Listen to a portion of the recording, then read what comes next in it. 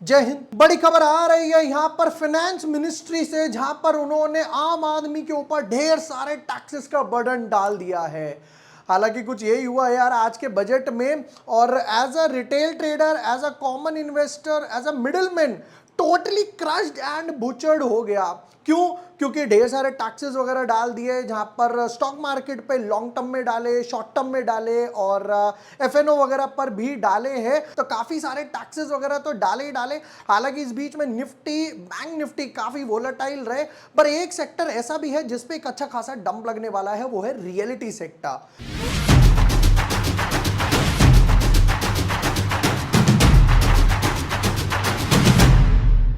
आज की वीडियो में मैं आपको बताऊंगा क्या क्या इंपॉर्टेंट चेंजेस हैं जो रिटेलर ट्रेडर्स के लिए, इन्वेस्टर्स वगैरह के लिए यूजफुल रहेंगे। प्लस एक जो इंपॉर्टेंट सेक्टर है जिसकी मैं बात कर रहा हूं, रियल्टी इंफ्रा, इन पर भी क्या एक थोड़ा सा स्पॉट आया है और क्यों आया है, टैक्स में क्या क्या चेंजेस आए हैं वो भी डिस्कस करेंगे। निफ्टी, बैंक निफ्टी के लेवल्स भी बताऊंगा। Proper up to date video रहेगी। चलो without wasting time deep dive करते अपने एनालिसिस में। But yes, before moving ahead, अगर अभी तक आपने चैनल सब्सक्राइब नहीं किया है या न्यू यूजर हो, फॉर एग्जांपल अभी हमारे कितने हो गए, हमारे हो गए 244, 250 पर। जैसे मैंने प्रॉमिस किया है कि मैं एक नई स्ट्रैटेजी देकर आने वाला हूं। हमने एक ऑप्शन के ऊपर पॉडकास्ट वगैरह भी डाला था। सैनस्टार के आईपीओ मैंने डाले थे, देखो 7 दिन पहले, आज आईपीओ क्लोज हो रहा है। वहां पर भी मैंने वीडियो में क्या बोला था कि ये मिनिमम 65 टाइम्स जाएगा ही जाएगा ओवर सब्सक्रिप्शन। ऑलरेडी अभी तक 80 टाइम्स हो चुका। मार्केट का इस पर कोई इंपैक्ट वगैरह नहीं आने वाला। अब पहली चीज तो ये समझते हैं निफ्टी से, निफ्टी में एक अच्छी खासी वोलेटिलिटी क्यों बनी, क्यों अच्छा खासा एक मूव वगैरह आया है। तो यहां पर निफ्टी में ये बोला, भाई मैडम ने ये बोला कि पहले जो शॉर्ट टर्म कैपिटल गेन लगता था, मैं एक काम करता हूं, व्हाइट पेज लेकर आता हूं, STCG यानी कि short term capital gain. Short term capital gain वो गेन्स होते हैं जिनमें आप प्रॉफिट्स कमाते हो बट एक साल से नीचे पर। मान लो आपने इक्विटी में ट्रेड किया, आपने 10 दिन में सेल कर दिया, 2 दिन में सेल कर दिया, 100 दिन में कर दिया, 200 दिन में कर दिया, एक साल से नीचे आपने अगर सेल कर दिया तो वो शॉर्ट टर्म कैपिटल गेन में गिना जाएगा। वो अभी तक लगता था 15% फ्लैट, अब इसको बढ़ाकर कर दिया है 20%, अब ये हो गया 20%। इसको भी 5% बढ़ा दिया। तो ट्रेडर्स वगैरह कह रहे हैं भैया पैसा मैं लगाऊं, रिस्क मैं लूं, जिसकी वजह से यहां पर यह मार्केट नीचे तक गया, बट यहां से एक अच्छा खासा सपोर्ट लेकर वापस आ गया। तो पहला तो मैंने बात कर ली शॉर्ट टर्म कैपिटल गेन की। दूसरा LTCG, long term capital gain. Long term capital gain वो होते हैं जो एक साल से ऊपर होल्डिंग्स पर लगते हैं। पहले थोड़े टाइम पहले, मतलब ऑलमोस्ट मैं बोलूंगा 7-8 साल पहले तक ये बिल्कुल जीरो था, बिल्कुल जीरो था। लॉन्ग टर्म में बिंदास होल्ड करो, कोई टेंशन नहीं है, जितना मन करे, टोटली टैक्स फ्री होता था। फिर इसको कर दिया 10% के आसपास। अब आज के बजट में इसको 10% से बढ़ाकर 12.5% कर दिया। ये कह रहे भैया चलो 2.5% है, बट आप 2.5% ले रहे हो, बट ये इंपैक्ट देखो कितना आने वाला है। अब इसको बढ़ाकर कर दिया 12.5%, बट इसमें कैच ये है, पहले 1 लाख रुपए तक, 1 लाख रुपीस तक ये जो लॉन्ग टर्म कैपिटल गेन होता था वो फ्री रहता था, उसके ऊपर 10% लगते थे। अब इसको थोड़ा सा बढ़ाकर कर दिया 1,25,000। अब ये कह रहे हैं भैया चलो 25,000 एक्स्ट्रा तो दे रहे हैं, बट ये देख रहे हो ये कितना इंपैक्ट डालने वाला है। ये था दूसरा रीजन निफ्टी बैंक निफ्टी के लिए। पहले करूंगा निफ्टी बैंक निफ्टी के ऊपर डिस्कस, फिर आऊंगा रियल्टी सेक्टर के ऊपर। तो यहां पर अगर निफ्टी के चार्ट को देखा जाए तो एक अच्छा खासा हैमर तो बनाया निफ्टी ने, बट निफ्टी ने सपोर्ट लिया अपने इस वाले लेवल पर, यानी कि 1 2 3 4 5 बारी ये 24,200 या 100 बोलूंगा, इनफैक्ट 24,100 से वापस आ चुका है। ठीक है, अगर डॉट लेवल्स की बात करी जाए तो लेवल्स कौन सा निकलेगा, लेवल्स निकलेगा ये वाला 24,100 के आसपास। बार बार मार्केट वहीं जाता है, सपोर्ट ले जाता है, तो राउंड ऑफ करो 24,000 अभी तक एज ऑफ नाउ एक अच्छा खासा सपोर्ट डेफिनेटली बन चुका है। ठीक है, अब आते हैं बैंक निफ्टी पर। बैंक निफ्टी के लेवल्स भी देखते हैं। बैंक निफ्टी थोड़ा ज्यादा ठंडा पड़ा रहा in comparison to Nifty. Nifty में काफी सारे कॉन्स्टिट्यूएंट्स हैं, आईटी स्टॉक्स थोड़ा सा बैलेंस वगैरह नजर आए, टाइटन वगैरह हो गया। तो यहां पर अगर मैं बैंक निफ्टी की बात करूं तो बैंक निफ्टी थोड़ा सा ठंडा पड़ा रहा, और ओवरऑल देखोगे ये एक लेवल ऐसा है दैट इज 52,800। 52,800 एक लेवल ऐसा है जो क्रॉस ही नहीं कर पा रहा। एक बार, दो बार, तीन बार, चार बार बैक टू बैक 52,800 से ऊपर रेजिस्ट करके आ जाता है। तो अगर मैं फ्रेश पोजीशन बनाने की सोचूंगा कि मार्केट ये गैप फिलिंग के बारे में सोचे, तो वो कब, जब 52,800 के ऊपर चला जाएगा। अब नीचे के सपोर्ट का लेवल भी बता देता हूं, नीचे के सपोर्ट का लेवल भी देख लेते हैं कहां पर बन रहा है। एक सपोर्ट जो मुझे लग रहा है कि यहां पर डेफिनेटली हो सकता है। क्यों? ये पहले यहां पे रेजिस्टेंस था, फिर सपोर्ट बन गया दो बार, और आज भी नियर, नॉट प्रॉपर बट हाँ नियर टू इसके पास जाकर ही बाउंस लेकर आया है।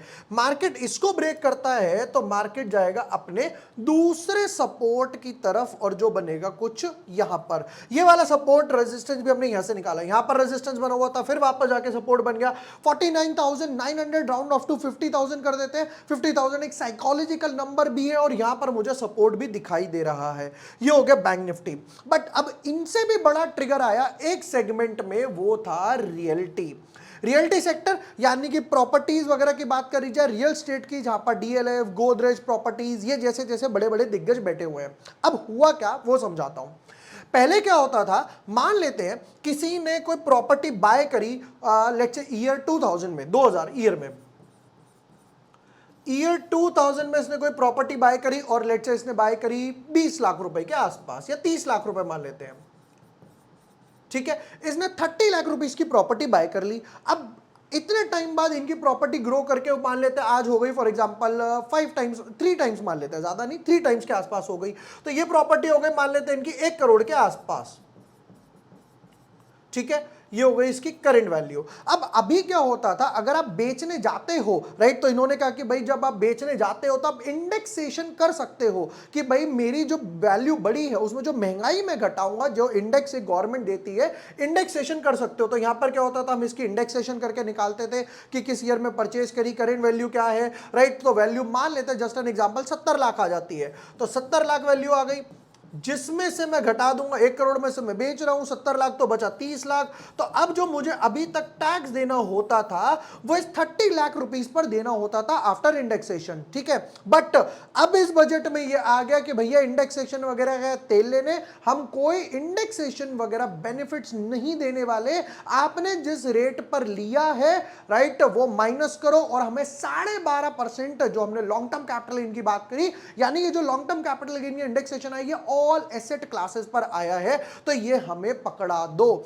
मतलब अभी तक आपने, अब अगर इसकी बात करी जाए तो 1 करोड़ में मैं बेचने वाला था, 30 लाख रुपए में मैंने खरीदी थी, राइट, 70 लाख रुपीस की मुझे डिफरेंस आ रहा था, इस पर मैं फ्लैट 12.5% गवर्नमेंट को अब टैक्स देने वाला हूं।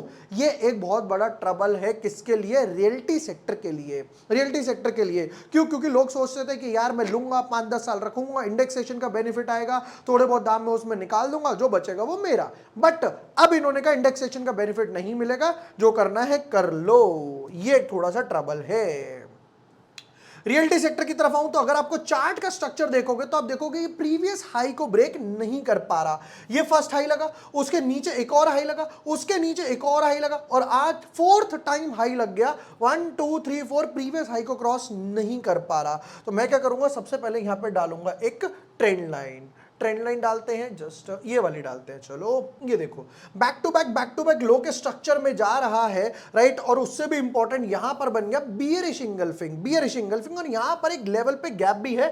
गैप का लेवल जो इंडेक्स के हिसाब से समझ आ रहा है वो 1000 के आसपास, और अभी 1065 पे ट्रेड कर रहा है। तो मतलब 5-6% का फॉल तो इजीली और नजर आ रहा है रियल्टी सेक्टर में इजीली। ओवरऑल तो देखा जाए कि हाँ, ओवरऑल आपका हो गया कि ग्रोथ है, डेफिनेटली ग्रोथ है, क्योंकि इंफ्रा के प्राइसेस बढ़ रहे हैं, लोग घर खरीद रहे हैं, गुड़गांव में डीएलएफ में बेचे जा रहे हैं। गोदरेज प्रॉपर्टीज की नोटिस है कि भैया इन्होंने 1000 करोड़ के घर भी बेच दिए। बट अब ये जो है थोड़ा सा एक जर्क देगा, वैसे भी इंडेक्स जो है थोड़ा सा भागा है। मेरे हिसाब से जो रियल्टी सेक्टर है कहां तक आ सकता है, तो प्रोबेबली अगर मैं ट्रेंड लाइन के हिसाब से देखूं तो ये प्रोबेबली यहां तक इजीली आ सकता है, यानी कि 1 2 3 934 ये लेवल निकल कर आया 933 के आसपास। और अगर ये गिरेगा तो डेफिनेटली ये किसकी वजह से गिरेगा, जो रियलिटी के कॉन्स्टिट्यूएंट्स वगैरह है फिलहाल। बट मुझे आपसे एक चीज जाननी है, आपका क्या व्यू है इस बजट को लेकर कि भाई जब हम टैक्सेस वगैरह भरेंगे तभी तो कंट्री आगे बढ़ेगी, या ऑलरेडी हम इतने सारे टैक्सेस वगैरह भर रहे हैं। मुझे आपका व्यू जानना है, कमेंट सेक्शन में अपना व्यू जरूर बताइएगा।